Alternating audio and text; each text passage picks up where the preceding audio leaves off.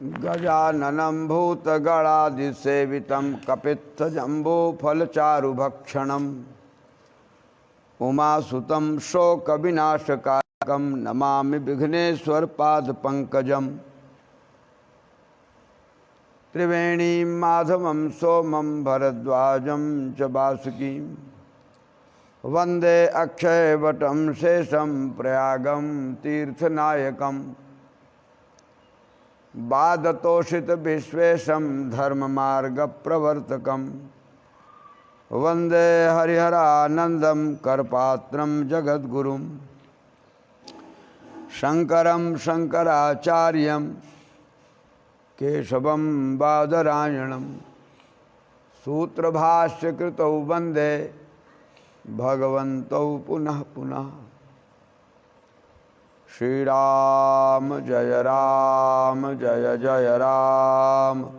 श्री राम जय जय राम। धर्म की जय हो, अधर्म का नाश हो, प्राणियों में सद्भावना हो, विश्व का कल्याण हो। गौ माता की जय हो, गोहत्या बंद हो, भारत अखंड हो। वर्णाश्रम धर्म की जय हो, सत्य सनातन धर्म की जय हो। हर हर हर महादेव।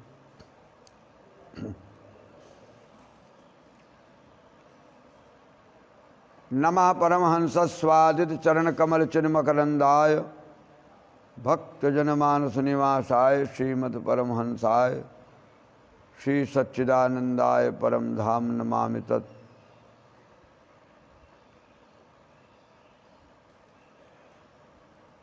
अनंत श्री समलंकृत भगवान वेणी माधव अक्षयवट अजस्रवाहिनी भगवती भागीरथी गंगा आश्रमस्थ देव संत आचार्य वृंद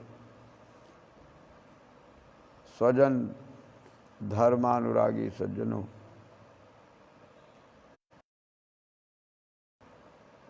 मनुष्य जीवन के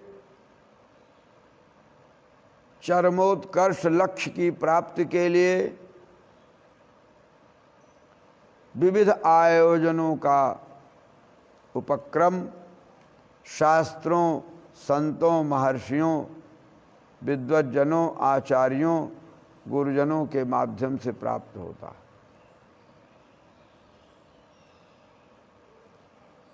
वे नित्य कर्म वर्णाश्रमोचित ढंग से किए जाने पर मनुष्य के सद्गति में सहायक सिद्ध होते। इस पूर्व मीमांसा के आधार पर कल्पों, सूत्रों, आपस्तंभों, स्मृतियों के आधार पर हम आप सबको नित्य कर्म कैसा पालन करना चाहिए, किस प्रकार से चलना चाहिए, वह सब प्राप्त होता है। उससे हम आप स्वधर्मानुष्ठानी कहे जाते हैं और सत्कर्म के माध्यम से उन्नत पथ की प्राप्ति कर सकते हैं। हम लोगों ने विचार किया मलमूत्र त्याग शास्त्रोक्त रीत से ही करना चाहिए।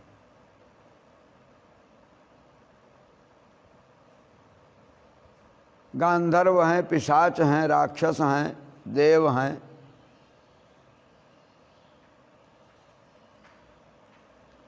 वे सब हमारे शरीर में विराजमान हैं। माता पिता पूर्वजों का क्रम अणु परमाणु के रूप में हमें प्राप्त है। इसीलिए किसी के स्वरूप आकृति को देख करके माता पिता का अनुमान किया जाता है।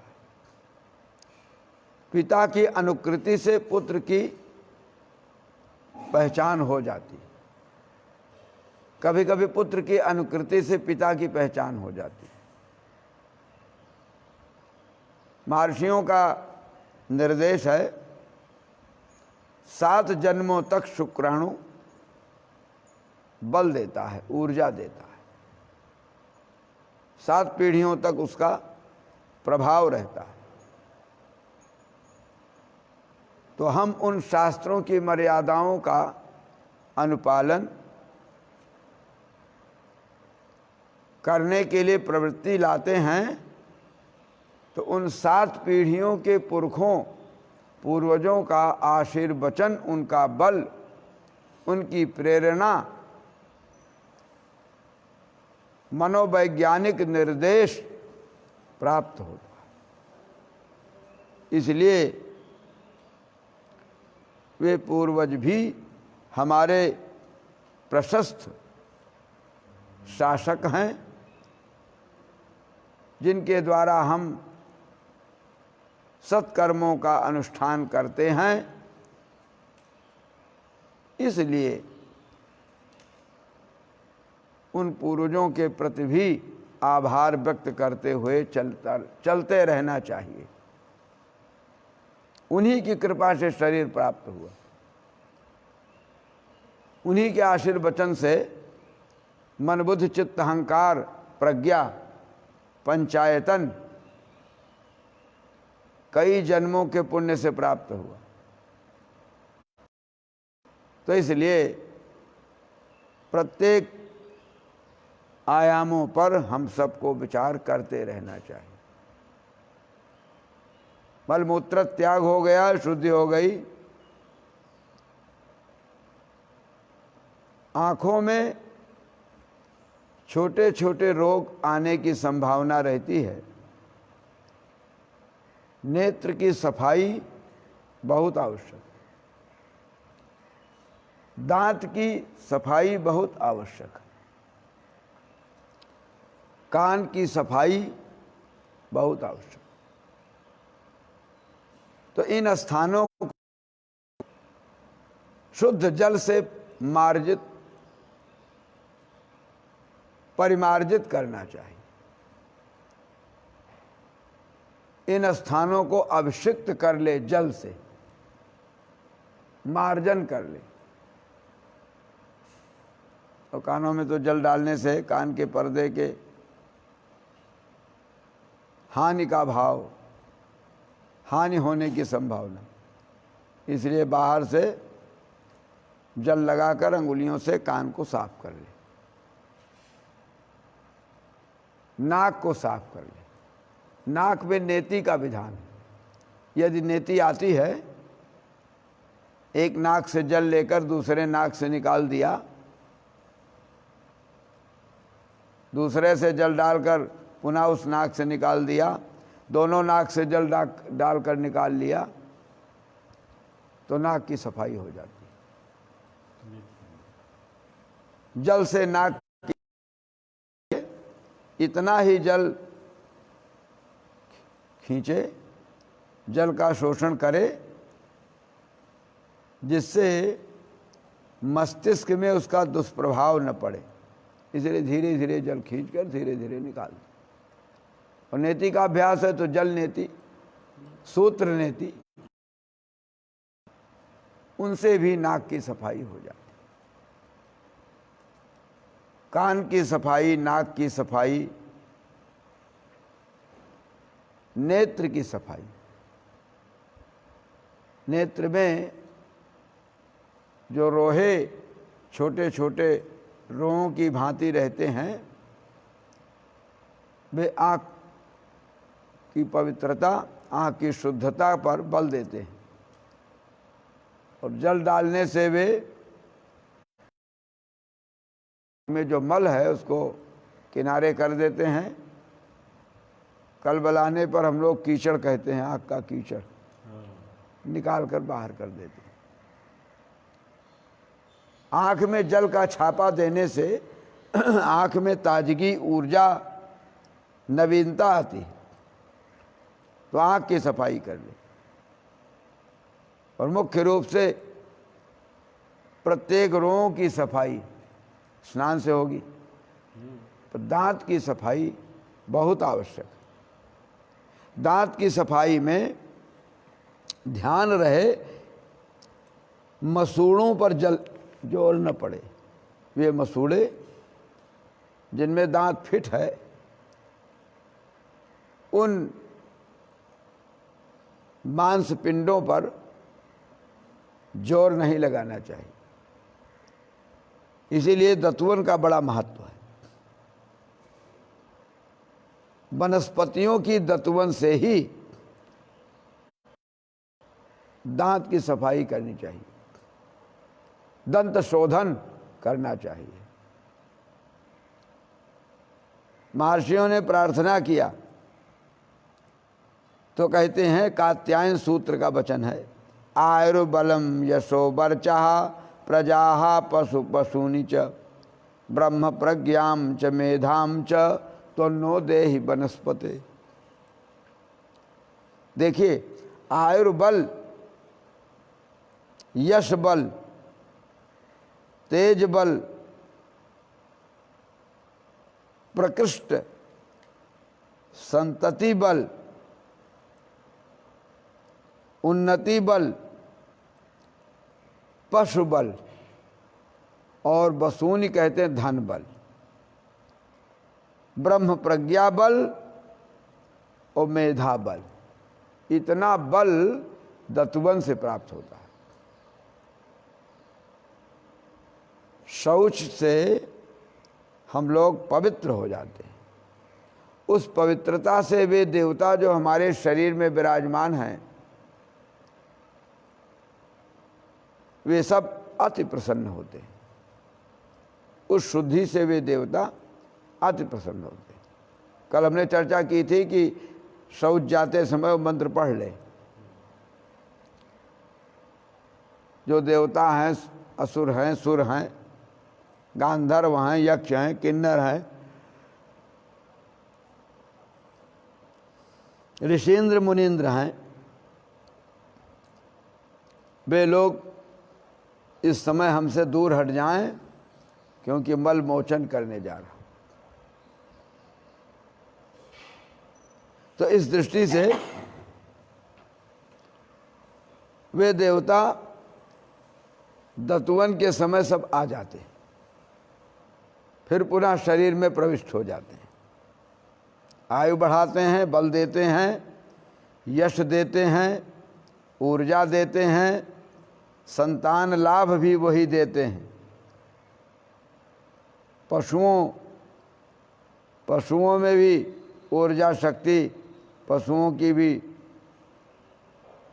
संग्रह शक्ति और धन देते, ब्रह्म प्रज्ञा देते हैं और बुद्धि को विकसित करते हैं।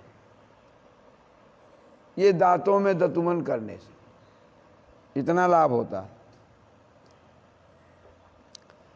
चिचिड़ा की दतुमन ग्रहण करें, गूलर है, आम है, नीम, उपलब्ध जो बेल हैं और खैर आदि हैं, इनकी दतुमन।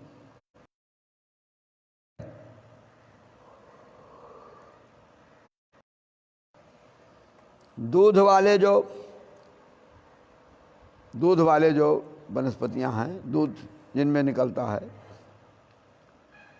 और कांटे वाले बबूले इत्यादि, बैर इत्यादि, ये भी सब ग्राही हैं। तो कहते हैं दांत की सफाई कर ले और कृत्वा प्रक्षाल्य भक्षेत पूर्वम प्रक्षाल्युच संत्यजेत। दतवन करे, प्रारंभ में धो के दतवन करनी चाहिए और अंत में दतवन का कार्य पूर्ण हो गया तो दतवन धो करके उसका परित्याग करना चाहिए। ईशान कोण की ओर मुख करके दतवन करे। दतवन करते समय बड़ी सावधानी रखनी चाहिए। तो कहते हैं सर्वे कंटकिना पुण्याः क्षीरिणश्च विशेषतः। दूध वाले कांटे वाले ये ग्राह्य हैं और सुसूक्ष्मम सूक्ष्म दंतस्य समदंतस्य मध्यमम। दांत छोटे हैं तो दतवन भी दुबली पतली होनी चाहिए, और मध्यम दांत हैं तो मध्यम दतवन होना चाहिए, और दांत बड़े हैं तो दतवन मोटी होनी चाहिए। दतवन के संबंध में शास्त्रों ने एक बिस्ता से कम दतवन नहीं होनी चाहिए, इस पर बल दिया है। एक बीता से कम दतवन नहीं होना चाहिए। प्रक्षाल्य भुंक्त्वा शुचौ देशे त्यक्त्वा तदा चामे तदा।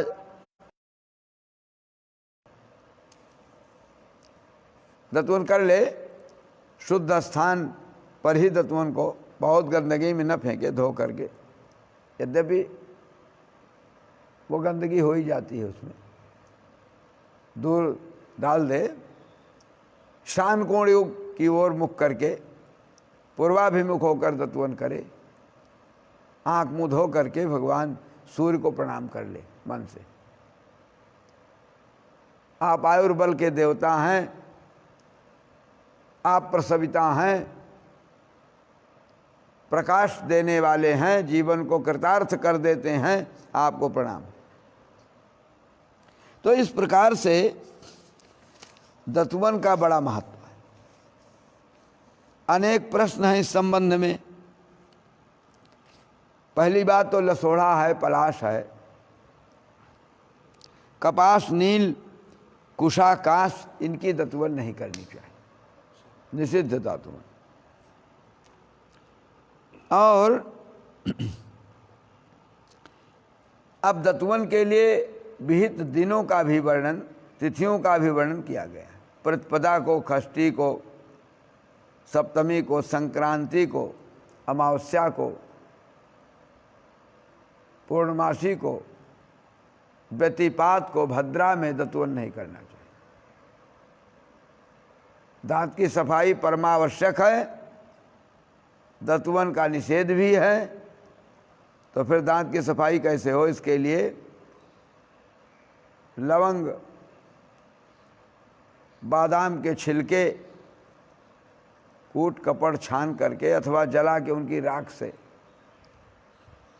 छोटी पीपल है, काली मिर्च है, हल्दी है, बहुत सी सामग्रियां हैं जिनको मिला करके चूर्ण बना ले, उनसे मंजन करना चाहिए। मंजन में अंगूठे का प्रयोग कर सकते हैं और मध्यमा अंगुली का प्रयोग कर सकते हैं। मध्यमा से, अंगूठे से दांत की सफाई कर ले, दोनों तरफ दांत, ऊपर भी नीचे भी खूब अच्छी तरह दांत साफ कर ले, जिह्वा साफ कर ले।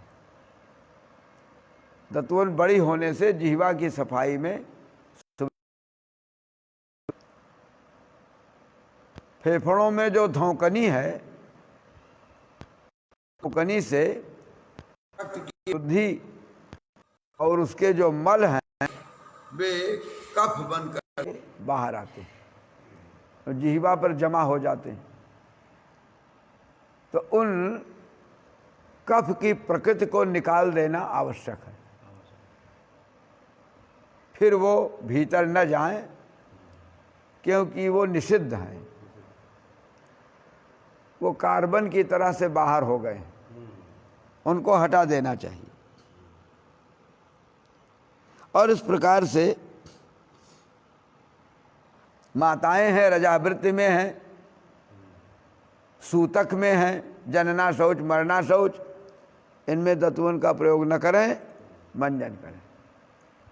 मुल्तानी मिट्टी से भी दांत की सफाई करनी चाहिए, की जानी चाहिए, कर सकते हैं। तो इस प्रकार से तत्पत्र ही सुगंधैर्वा कारय दंत धावनम, सुगंधित द्रव्य से पिपरमेंट मिलाकर, कपूर मिलाकर के, अजवाइन इत्यादि का, जीरा इत्यादि का चूर्ण बढ़िया बना करके उन सुगंधित द्रव्यों से दांत की सफाई कर ले। मसूढ़े को न रगड़े।